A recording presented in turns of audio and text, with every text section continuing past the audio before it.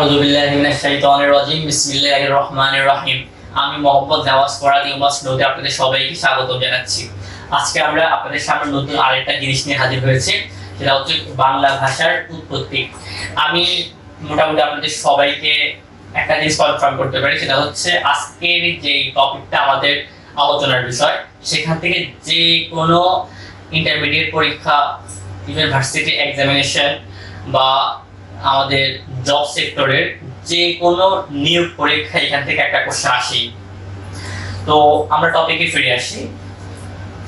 আমরা সবাই একটা জিনিস দেখি যে আমরা গল্প পড়তে যেরকম মজা পাই, আমরা আড্ডা দিতে যেরকম মজা পাই, আমরা আদার্স যে কোনো কাজ, আনন্দদায়ক যে কাজগুলো করতে মজা পাই, আমরা আসলে বাংলা যে লিটারেচারটা পড়তে আসলে আমরা এত মজা পাই না। কারণ আসলে একটাই, কারণটা হলো এই যে বাংলা ভাষার যে উৎপত্তি, বাংলা ভাষার যে আসলে যে একটা মজা, এই মজাটা খোঁজার জন্য আমাদেরকে তার পিছনের যে ইতিহাসটা আমাদেরকে জানতে হবে। আমরা অনেক ক্ষেত্রে এই জিনিসটা না জেনে শুরু করি। তো আজকে আমি শুরু করব যে বাংলা ভাষার যে একদম আদি ইতিহাস, ওইখান থেকে আপনাদেরকে কিছু তুলে ধরার চেষ্টা করছি। আমরা যদি একটু দেখি বাংলা ভাষার উৎপত্তি, আমি একটু যদি আপনারা দেখেন যে আমি এখানে একটা ছন্দ তৈরি করেছি, ইসবা, প্রাকৃত, মাগো, বঙ্গ, বাংলা। আমি এটা ব্যাখ্যা দিব একটু পরে। এই ব্যাখ্যাটা হচ্ছে এরকম যে একটা মেয়ে, ইসবা নামে একটা মেয়ে, সে কোন একটা দেশে বেড়াতে গেল, ইউরোপ বা আফ্রিকা বা আমেরিকাতে গিয়ে তার কাছে মনে হলো যে আমার যে মাতৃভাষার যে মাগো, এই মাগোর প্রতি তার যে ভালোবাসা, সেখান থেকে আসলে এটা নেওয়া। যেমন আমরা যদি একটু দেখি, ইসবা রশ্মিতে আমরা ইন্দো ইউরোপীয়, শতে আমরা শতম, ভতে আমরা ভারতীয়, প্রকৃত থেকে আমরা এখানে প্রাকৃত শব্দটা খুঁজবো।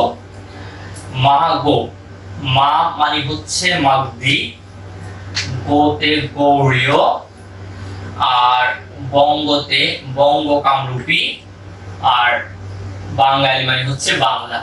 তার মানে ইসবা তার মাকে বলতেছে তার বঙ্গের প্রতি যে ভালোবাসা, এরকম একটা। আমি এই জিনিসটা পুরোপুরি যখন এক্সপ্লেন করবো তখন আপনাদের আরো বুঝতে সুবিধা হবে।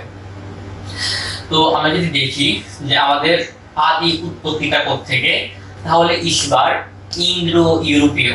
এই ইন্দ্রো ইউরোপীয় মানে হচ্ছে ইউরোপীয়। আমরা জানি যে আমাদের বাংলাদেশের একবারে শুরুতে আমরা যদি দেখি যে কালের বিবর্তনে এই দেশে প্রচুর জাতি বা প্রচুর গোষ্ঠী এই দেশে এসেছে, এবং আমাদের যে বাংলা ভাষার যে সমৃদ্ধি, এইখান থেকে প্রচুর শব্দ আমরা ইরানি, ফার্সি বা গুজরাটি বা জাপানিজ, যেমন আমরা রিক্সা, যেমন হরতাল, এই শব্দটা গুজরাটি শব্দ।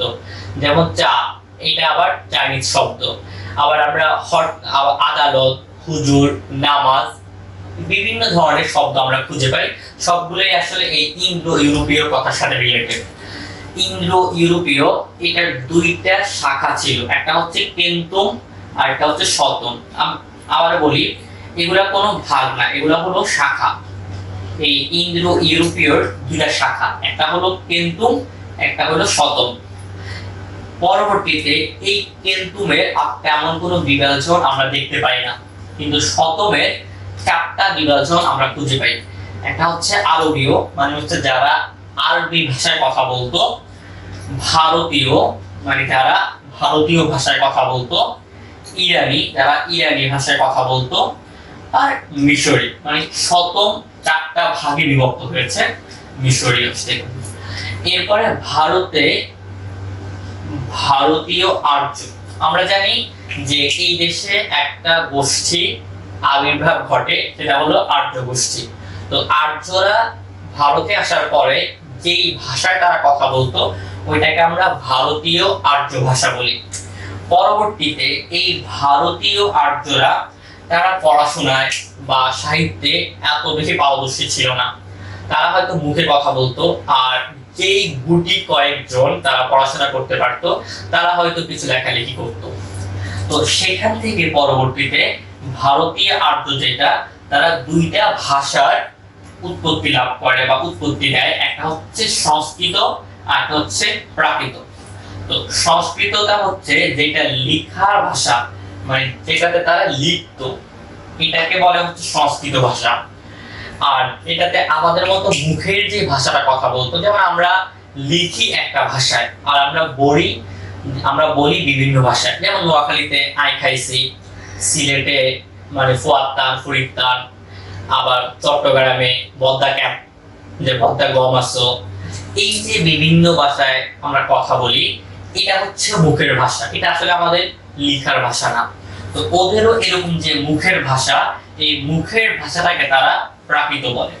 তো মূলত এই ব্যাখ্যাটা, প্রাকৃত যে ব্যাখ্যাটা, এটা দিয়েছেন ডক্টর মোহাম্মদ শহীদুল্লাহ ডক্টর সুনীত কুমার চট্টোপাধ্যায়ের মতে হচ্ছে প্রাকৃত, আর ডক্টর শহীদুল্লাহর মতে সংস্কৃত। আসলে কোত্থেকে আসছে, যখন আমরা আসলে পড়তে যাই তখন অনেক সময় আসে যে অপশনে থাকে যে বাংলা ভাষার উৎপত্তি থেকে প্রাকৃত। যদি বলা হয় প্রাকৃত, তখন আসে প্রাকৃত এই মতবাদটা কে দিয়েছেন, তখন বলতে হয় ডক্টর সুনীত কুমার চট্টোপাধ্যায়। যদি বলা হয় যে সংস্কৃত, তাহলে এটা আসে হচ্ছে আমাদের এই ডক্টর মোহাম্মদ শহীদুল্লাহ। এরপরে যে প্রাকৃত, যেটা এই প্রাকৃত আবার দুটা ভাগে ভাগ হয়, একটা হচ্ছে মাগধী প্রাকৃত আর হচ্ছে গৌড়ী প্রাকৃত। আমরা আগেই বলেছি যে এইটা হচ্ছে মাগধী, এটা হচ্ছে ডক্টর সুনীত কুমার চট্টোপাধ্যায়ের মতবাদ, আর গৌড়ী যেটা, এটা হচ্ছে ডক্টর শহীদুল্লাহর মতবাদ, মানে হচ্ছে ভারতীয় আর্য যেটা। এটা যদি আমরা বাংলা ভাষার একটু পরে আসি, তাহলে বাংলা ভাষাটা বলা হয় যে মাগধী প্রাকৃত না গৌড়ী প্রাকৃত। যদি বলা হয় যে গৌড়ী প্রাকৃত, এটা কার মতবাদ, তাহলে বলতে হবে ডক্টর মোহাম্মদ শহীদুল্লাহ। যদি বলে মাগধী, তাহলে ডক্টর সুনীত কুমার চট্টোপাধ্যায়। পরবর্তীতে এই গৌড়ী আর হচ্ছে মাগধী এর সংমিশ্রণ বা এই দুইটার ফলে বা এই দুইটার সংমিশ্রণে বা এই দুইটার মিশ্রণে নতুন একটা ভাষার উৎপত্তি হয়, সেটা হচ্ছে অপভ্রংশ। অপভ্রংশ অপভ্রংশ মানে হলো যে যেটাকে আমরা ভেঙে ফেলছি, যেটাকে আমরা মিশ্রণ, যেটার মধ্যে মিক্সড বা মিশ্রণ আছে। আমরা এই অপভ্রংশ থেকে আমাদের বঙ্গ কামরূপীটাই আসলে আমাদের মূলত ভাষা। তো এই বঙ্গ কামরূপী বর্তমানে যে তিনটা দেশে কথা বলে, একটা হচ্ছে উড়িষ্যা, একটা হচ্ছে বাংলা, একটা হচ্ছে আসাম। তো আমরা জানি যে উড়িষ্যা আর আসাম, এটা হচ্ছে কলকাতা, ওরা একটু মানে দাদা গিয়েছেন, খেয়েছেন, বসেছেন, এইভাবে কথা বলে। আমরা আসলে ছয় উচ্চারণ এত হার্ডলি করি না। এটা হচ্ছে বাংলা ভাষার কারণ। যদি বলা হয় যে বাংলা ভাষার মানে উৎপত্তি, তাহলে বঙ্গ কামরূপী। যদি এর পিছনে যাই তাহলে অপভ্রংশ। এরপর যদি বলা হয় ডক্টর মোহাম্মদ শহীদুল্লাহর মতে গৌড়ী আর ডক্টর সুনীত কুমার চট্টোপাধ্যায়ের মতে মাগধী। আচ্ছা, এরপর আমরা এখানে কিছু কথা আছে যে আসলে ভাষা বংশ কাকে বলে। ভাষা বংশ হলো যে দুটি ভূখণ্ডের ভাষাকে, দুটি পাশাপাশি ভূখণ্ড, যেমন ভারতের যে কলকাতা বা আসাম বা উড়িষ্যা আর বাংলাদেশ, এই দুইটার যে ভূখণ্ডের যে ভাষা, এটাকে বলে ভাষা বংশ। ওদের সাথে আমাদের অনেকটুকু মিলে আর কিছু কিছু অমিল, পুরো জিনিসটাকে একত্র বলে ভাষা বংশ। এরপর যদি দেখি আধুনিক বাংলা লিপির জনক হলো পঞ্চনন কর্মকার। কিন্তু এখানে একটা মতবাদ পাওয়া যায় যেটা বিভিন্ন ধরনের এমসিকিউ পরীক্ষায় আসে। গৌড়ী প্রাকৃত এটা কত শতাব্দীতে? ডক্টর মোহাম্মদ শহীদুল্লাহ, উনি বলে সপ্তম শতাব্দী। আর মাগধী প্রাকৃত এটা দশম শতাব্দীতে, এটা হচ্ছে ডক্টর সুনীত কুমার চট্টোপাধ্যায়। লিপি মানে হচ্ছে লিখন পদ্ধতি। এই যে আধুনিক বাংলা লিপির জনক মানে হচ্ছে লিখন পদ্ধতি, আধুনিক বাংলাটাকে উনি লিখার মাধ্যমে দিয়েছে কে?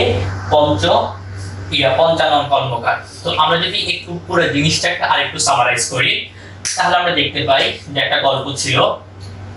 ইস্পা নামে একটা মেয়ে, সে বাহিরে বেড়াতে গেল, তার বাংলার প্রতি ভালোবাসা উঠলো, মাগো বঙ্গ বাংলা।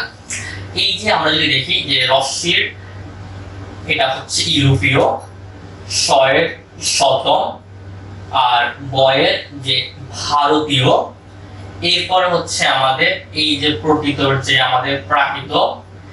এরপরে হচ্ছে মাগোর যে সুনীত কুমারের মতে হচ্ছে মাগো, আর বঙ্গ বঙ্গ কামরূপী, আর বাংলা মানে হচ্ছে বাঙালি মানে হচ্ছে আমাদের বাংলা।